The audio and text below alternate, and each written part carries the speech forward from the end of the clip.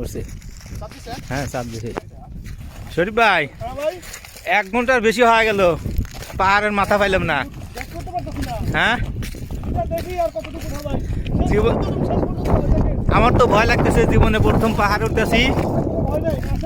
হ্যাঁ হ্যাঁ সেটাই।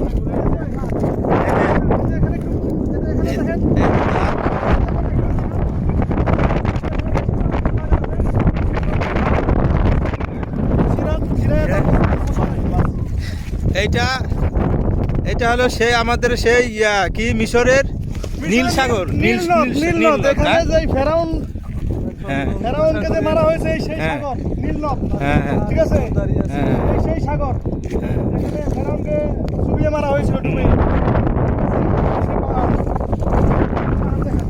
এই যে পাহাড়।